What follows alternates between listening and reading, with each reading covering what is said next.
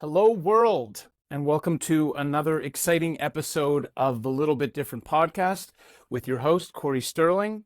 What's up? How's everyone doing? I hope that you're enjoying your day wherever in the world you are listening to this and whatever it is that you're doing. I am recording this episode from a beach town called Vilanculos in Mozambique. So this is my first time to Mozambique. It's the first time I've been to Africa in about 4 or 5 years, and it's already been absolutely incredible. And it's really, really fun for me to be able to record these podcasts in real time as things are happening, because I think this is the most fruitful and easiest and most beneficial way for me to share some of the lessons that I think are valuable that I'm able to share. And this specific episode is about traveling alone and a little bit different way of traveling alone and how to connect with local people when you're traveling. If I have a superpower, other than my consistency and ability to drink yerba mate every single day, which would just make me Argentinian and not really be a superpower at all, I think one of the things I'm best at doing is being able to go to a completely different and new environment by myself without knowing anyone, and being able to build and foster friendships and connections very, very easily. And it's something that I love doing. It's something that really, really lights me up. And I'm going to talk about that a little bit more in a moment. But I think that it's probably something unique about me that not everyone else does, or maybe shows an interest in, or would like to foster or build. But all of that being said, I think that there are some really interesting basic principles that could be beneficial and worthy of sharing and taking a little bit of time to sort of sit down and talk about them. And that's because I think everybody wants to connect. I think one thing that we're all looking for in life is, especially when we're traveling, is to meet new and different people, to have a different perspective, to look at things a little bit differently, and to feel that common sense and thread of humanity that's binding all of us, the oneness, even though the people who I'm interacting with and meeting with have extremely different lives than me and live in a very different place and have different cultures and way different experiences, and everything's completely different. There is something so beautiful about moments shared with these people where together we gel, we connect, it's one. And the more that I travel on my own and the more that I am in different environments, the more I learn and I realize how badly people just want to feel connected to someone else. And I think that in this context, the connection is magnified because of how different the circumstances are, how different the quality of living is, how different the life experiences are, how different the outlooks are. And even with all of that background noise of difference, there's no question at the end of the day that it's the similarities that bind us. And it's surprisingly super easy to be able to connect with people when you're traveling alone. So that's the intention. That's what I want to talk about. And the way that I came to coming up with this episode, I don't really have a list of episodes where I think, oh, and on this day, I'm going to talk about this. But I just came back yesterday from an amazing day that I had here in Vilanculos. And I just thought, how did that happen? How did I do that? How did all of these things just sort of fall into place the way that they did? And then I reflected on it and it sort of made sense to me. And I thought, oh, maybe this could be beneficial to record and talk about. So the intention of sharing this is that you go on an awesome trip on your own, or even if you're with friends, and in doing so, you meet some local people and they invite you into their home, or you get to have a great conversation with them. And even if that conversation just shifts your outlook and your perspective a little bit about what you think is possible, about how you see the world, about how you feel about human connection across continents and races and religions and everything, then that's a really, really positive thing. So my intention is to foster this positivity and connection amongst and across the world.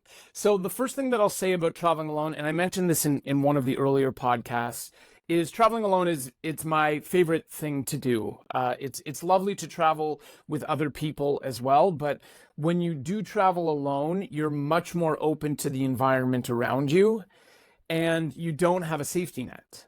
So there's sort of a point always when you're traveling alone where you can chill by yourself. I think here in Mozambique, maybe the first 36 hours I was just chilling by myself. I was working, I was reading, I was doing other things, whatever it is that I was doing, walking on the beach, I went for a run. And then there's a point where like, okay, it has to happen. Like, okay, now I'm just going to choose to be social and put myself out there. But for me, and I'm going to talk about, intentions and understanding what it is that we like when we travel. For me, it's always connecting with local people and having local experiences, because if I'm living in Canada, if I'm living in Brazil, if I'm living in the Middle East, if I'm living in Belgium, wherever it is that I'm living, I know what my life is like. I know what, the guys who I grew up with, I know what they do and how they're spending their time and where they're spending their time and what they're thinking about and how they're thinking about it for the most part. To a point that I'm really, really comfortable understanding those particular outlooks. Like right now, if you were to say, Cory, what's happening in Praia on Friday afternoon at 12:30, I could tell you a lot of what's going on there and what people are thinking about and what they're talking about, because I've lived there and I understand that.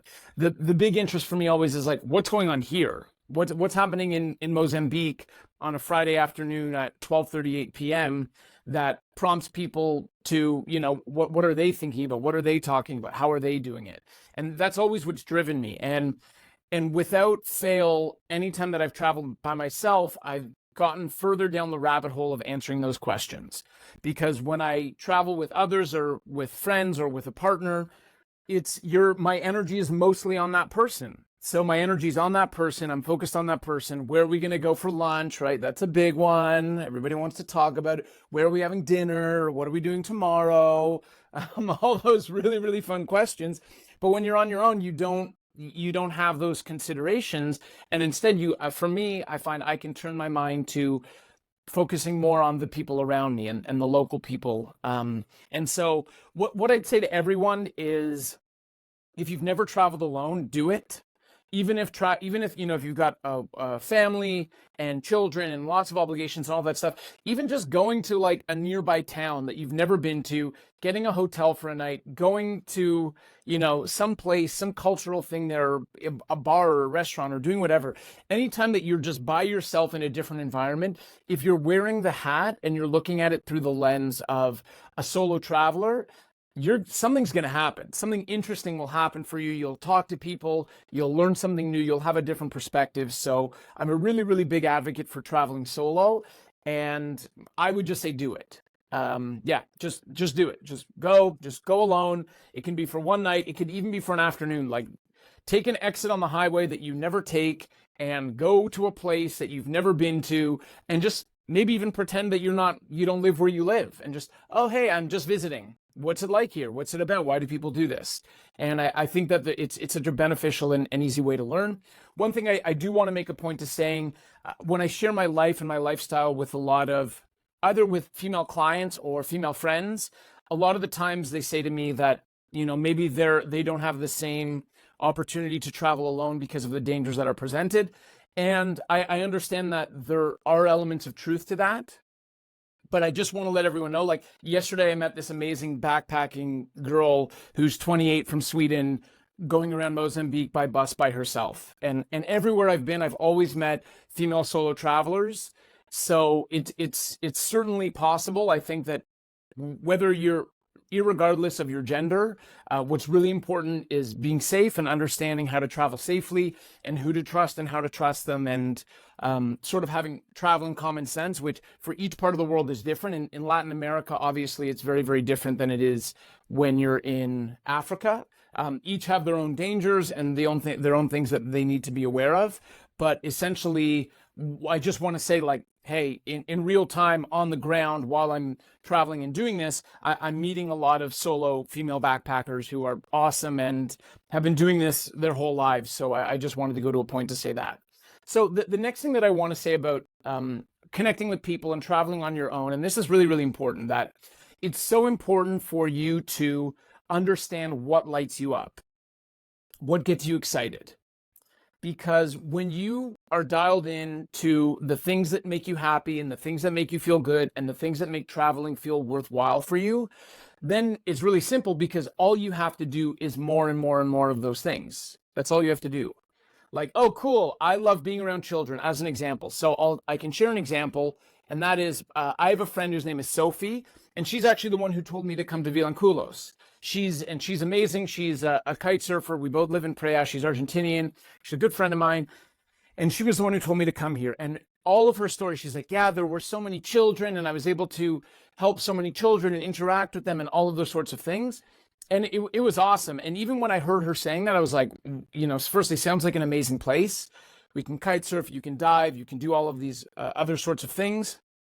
But I knew for myself, like, I wasn't going to be going to orphanages in Vilanculos. Like, that's not what really lights me up, but I could tell that's what lights her up. And the point of everything that I'm sharing is, even if you just take a trip on your own, or even if you're traveling with your partner and with your family, you'll realize as a unit or individually, there's certain things that you do that get you really excited. And you're like, holy smokes, that was fun. I want more of that.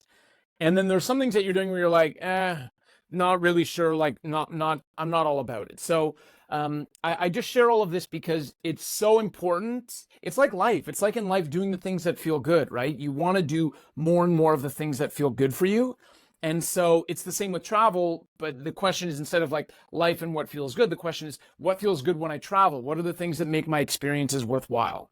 So I can share a little bit about my story on my second day here in Mozambique.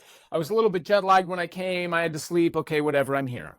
Now I'm here and I had a bit of work to do. And then I signed up for a cultural tour, which basically was a guy taking me around in a tuk-tuk and in broken Portuguese explaining to me a little bit of the history.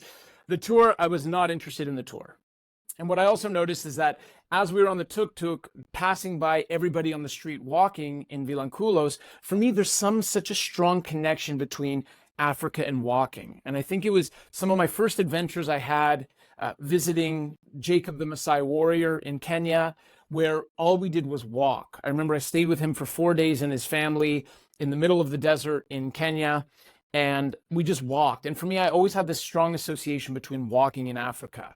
So, okay, I'm sort of being pulled around as a tourist. I'm not lit up. I'm like, okay, I don't really feel comfortable. I don't love doing this, but I've signed up for the tour. We're going to go. Okay, he takes me to some ancient place. He's telling me about something. I was like, okay, not into it, not into it, not into it. Then one of the things that I insisted we do was go to the local market. They have a Mercado Municipal here in Mozambique. And wow, it's a really, really fascinating place that's really, really interesting. A beach is a beach is a beach to some degree, right? I lived by the beach for the last couple of years, so I know what beaches are like. So when I'm in Mozambique and I'm at the beach, I'm like, okay, cool, this is the Mozambican version of what a beach is. But going to that market really, really opened my eyes. And I had a moment where it's a big labyrinth and there's tons of plastic sheets, and unfortunately, there's a lot of poverty. There's also a lot of really, really fun and animated and exciting characters. And it's Africa is difficult to know how to feel because there's such a contrast between being excited and being inspired by how different things are and seeing people dancing, everyone's dancing everywhere, and that with the poverty that's right in front of your face, and the tragedy of the situation, people coming up to you asking for food and just wanting to help everybody all the time.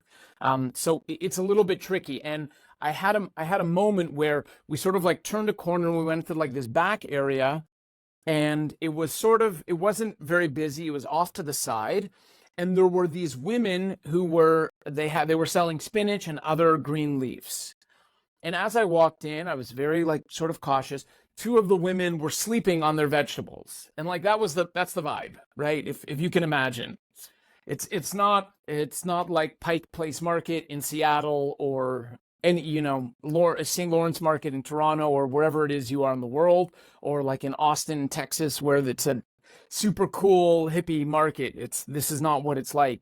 So the women were sleeping, and I walked past and I asked one of them a question.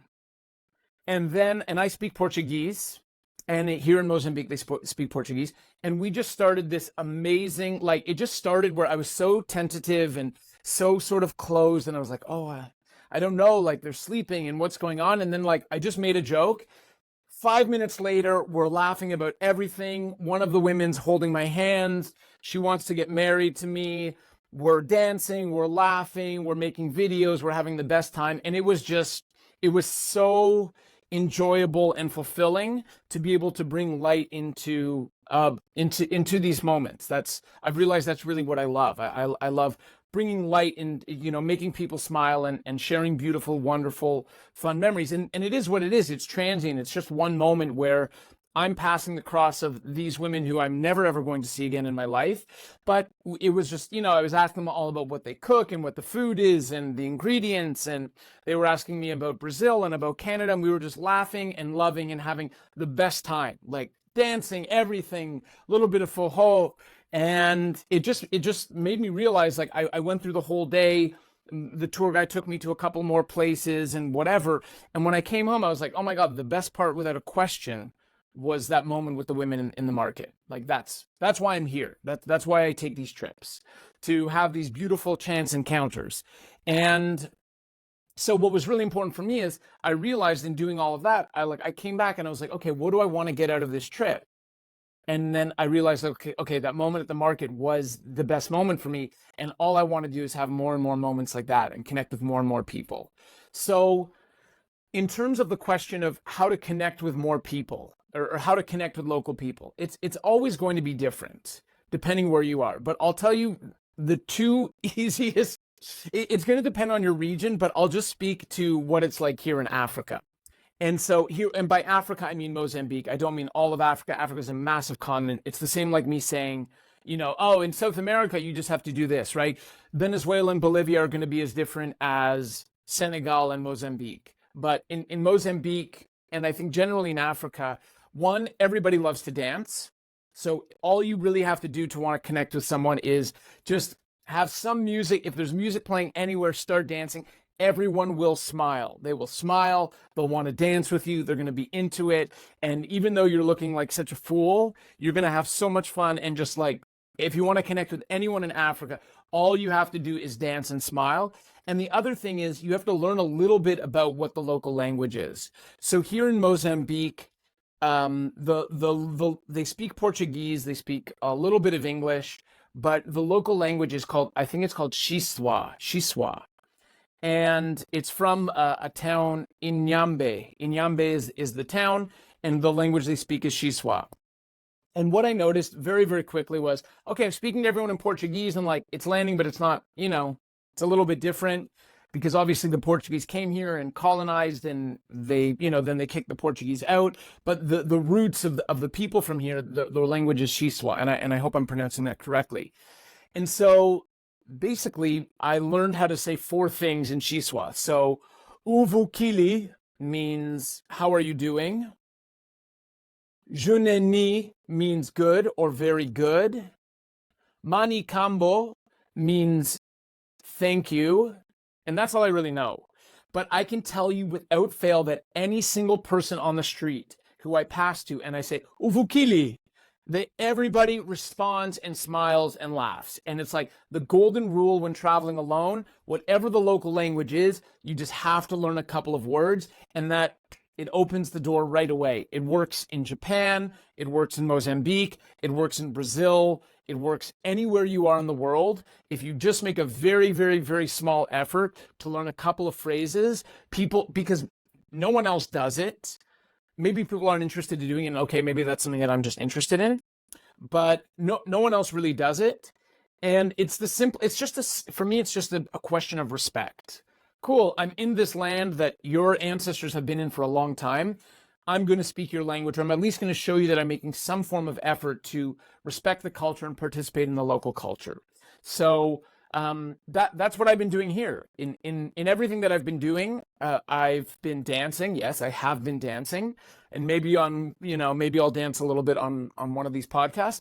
But I've also just learned 4 words. It's like, it really is the path of least resistance. It's the shortest the shortest distance between 2 points. Like, learn 4 words in the local language.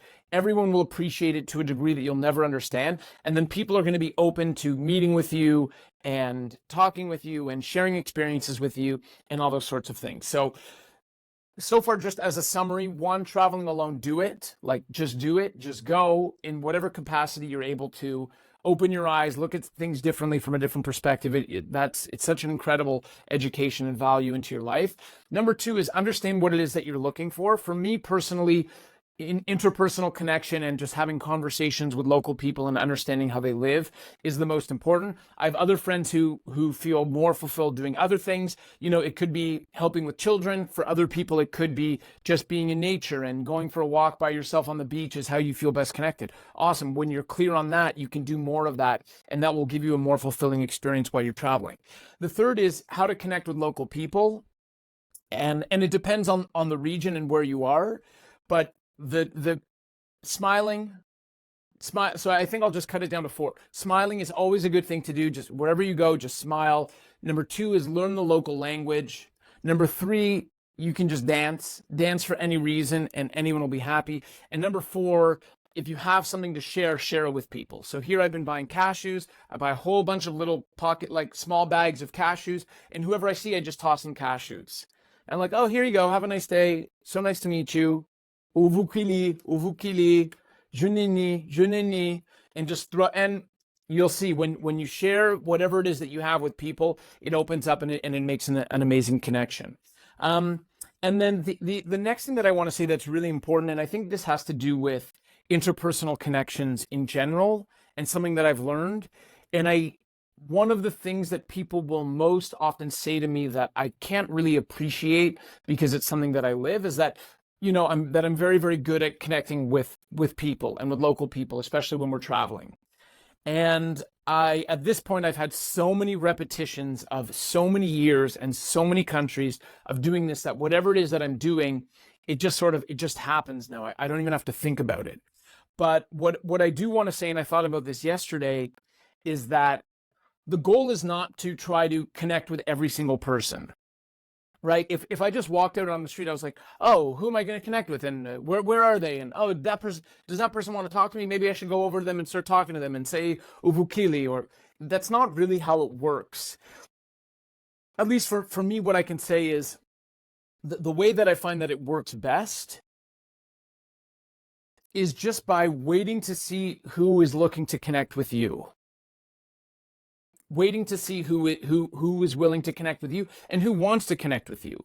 And the thing that you have to remember is, as much as I'm going out into the world and I'm curious about Mozambique and I want to meet people and I want to have local experiences and I want to see what it's all about and I want to learn and I want to understand their mindset and what they think about, and what does personal growth and development mean to them in their context.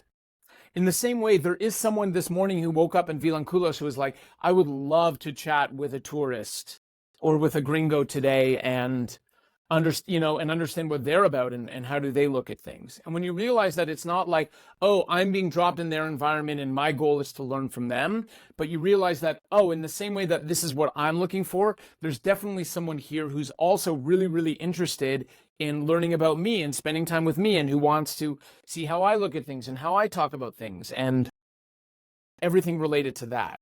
And so yesterday, and so I was thinking about this because yesterday I went, I took a day trip. I went scuba diving, which was unbelievable, in a place called 2 Mile Reef off an island called Bazaruto Island, which anyone who is looking for paradise, you have to look no further than Bazaruto Island and 2 Mile Reef. And okay, there were a lot of South Africans on the boat, and but for me, anywhere I travel, I'm always interested in the local guys. Like, that's what I'm always chatting to. And there was one guy named Gilles who was amazing, and I could just tell, like, he was smiling, he was happy, he was curious. Oh, you live in Brazil? What's it like there? You can't okay, cool. Here's someone who there's some sort of reciprocity in terms of the curiosity. And so it was just natural that Jill and I got to talking and chatting and hanging out, and I wasn't really talking so much to the other participants, although I did. They had some really crazy and cool stories.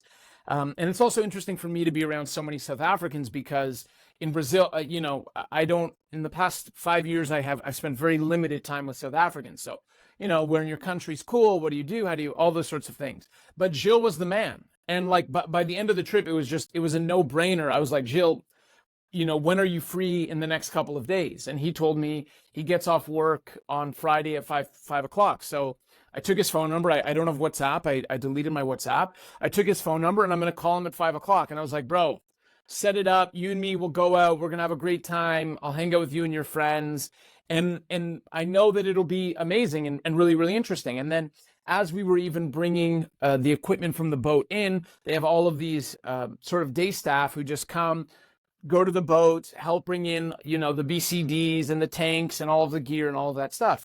And as I was walking in, there were some kids playing soccer on the beach, futebol. And I like was stopped and looked at them, and some guy came up to me, one of the workers. He's like, and in Portuguese, he said, você tem que jogar com a gente, which means you have to play with us. And I was like, oh. And then I was like, yeah, when are you playing? When's the game? And then he and I just got speaking. His name is Santos, and he's a really nice kid. He's 25 years old, and we chatted for like an hour. And he said, hey man, where are you staying? Let me come pick you up tomorrow, and I can, show you around and, show you my home and all these sorts of things. And like, that's a dream for me. Why I'm in Mozambique is to be present, to enjoy, to understand a new culture. But most importantly, like, dude, having a local inviting me over to his home and explain to me how they live and the history of his parents and where they come from and what life in Mozambique is like. That's why I'm here. I'm here to learn. And it just happened because I was present to someone showing an interest and someone wanting to learn about me and my life, and also just a friend. Like, that's how you make friends. You just see what fits. It's not like running around like a chicken with your head cut off and thinking, oh, how many people can I connect with and what can I say to them and where are they going to be? And so with Santos, he's going to pick me up.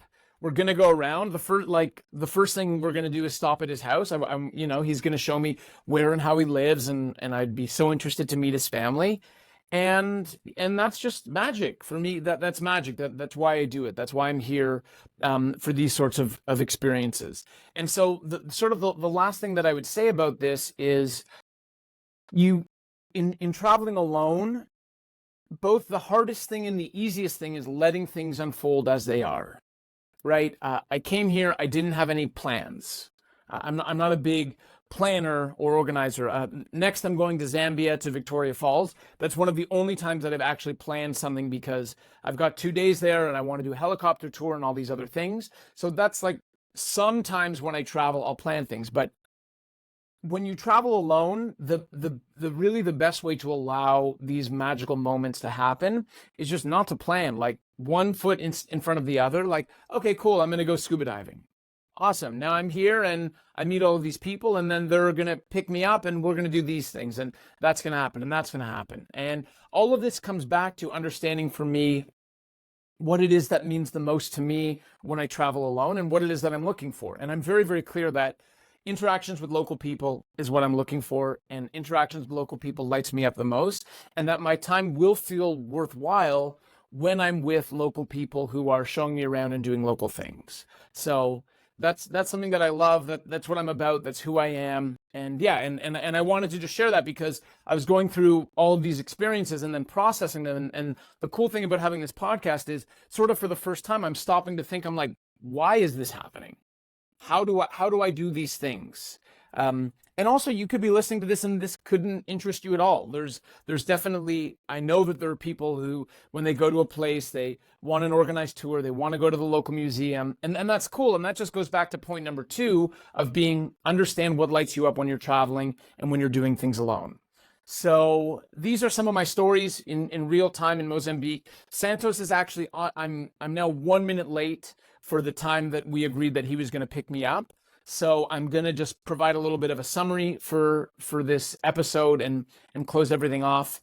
And yeah, it's such a pleasure. This is something different, right? The reason why this podcast is called A Little Bit Different is because how I do things and how I think about things is a little bit different. And it's really such a pleasure for me to share them, and the benefits and the value that I get from having these experiences for me is so strong and so powerful that I feel obligated to share it. It's like, hey, this is how you do it. And everyone's obviously going to do everything in their own way. So do it in your own way and have fun with it. And so just in summary, a little bit about different ways to travel alone. Firstly is do it. Traveling is a term that we can expand and define on our own terms. It doesn't have to be flying halfway across the world. It could be taking an afternoon by yourself. It could be taking a weekend trip by yourself. It could be doing anything that you want. But when you travel alone, you're more open and susceptible to the environment around you, and you're more open to being changed because you're a different version of yourself when you're alone than when you're with someone, right? If you're with your partner, you're probably, the version of yourself with your partner, which isn't always exactly who you are when you're alone. So traveling on your own is really beneficial and helpful. The first and most important thing about traveling alone also is understanding what lights you up, what gets you excited, what are the things that you want to do more of? And then once you figure that out, you just do more and more of those things, and you put yourself in a position more and more to enjoy and make the most of those things. In terms of connecting with local people, it's going to depend where you are in the world. But the four things that I shared are smiling, sharing something that you have. You can share gum, you can share candy, you can share anything, but anytime you share, it's going to work. Smiling's always an invitation for people to come speak to you and to be warm. Third is learning the local language. This is the big, big, big one, because showing people that you make an effort to respect their culture goes such a long way. And then fourthly would be dancing, just because, hey, why not? And then lastly, letting situations come to you when you're traveling and not having to book or control everything. See who comes up to you, see who speaks to you, see who's interested by you, and not trying to create and force different connections with people. The easiest way to connect with people is starting from the point of who's looking to connect with me. And then if it's a fit, if you feel connected to that person who wants to connect with you, you're on your way, you've made a new friend, and we're impacting each other in a positive way. So that is the latest episode of the Little Bit Different podcast. I hope that you enjoyed. And don't forget, stay different. Yo!